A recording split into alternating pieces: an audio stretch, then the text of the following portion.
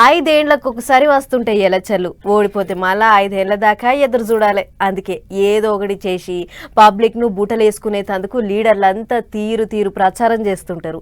రకరకాల వరాలు ఇస్తుంటారు. ఇట్లనే ఇటు తమిళనాడు అటు పశ్చిమ బెంగాల్ రాష్ట్రాలల్లా తగ్గేదేలే అన్నట్టు నడుస్తుంది ఎన్నికల ప్రచారం.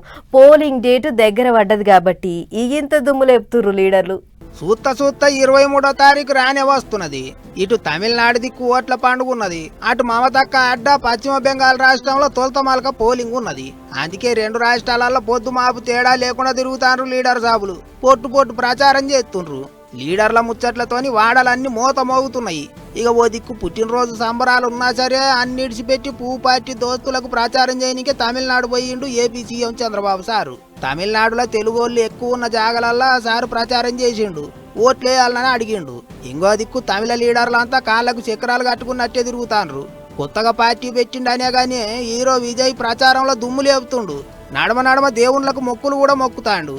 ఐతారం నాడు చర్చికి పోయి మోకాళ్ళ మీద నడిచిండు. సోమవారం నాడు గుళ్ళెకు పోయి బొట్టు పెట్టుకొని దర్శనం చేసుకుండు.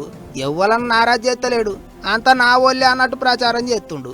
ఇక ఐతారం నాడు అటు బెంగాల్ రాష్ట్రంలో ప్రచారం చేసిన మోదీ సారు ఓ చిన్న టేలకాడికి పోయి మిక్చర్ పొట్లం కట్టించుకున్నాడు కదా. గదే దాన్ని జల్మూరి అంటారట అటు బెంగాల్ దిక్కు. గా జల్మూరి షాపుకు పోయి జేబులకేంచి పైసలు తీసిచ్చి అప్పటికప్పుడు తయారు చేయించుకొని తిన్నాడు సారు. తాను ఒక్కడే తినకుండా చుట్టుముట్టున్న చిన్న పొలాలను పిలిచి అందరికి తినిపించిండు. ఇక ప్రధానమంత్రి చేసిన పని చూసి అటు మమతక్క పార్టీ లీడర్లు కూడా జల్మూరి తినుకుంటా ప్రచారం చేస్తుండ్రు.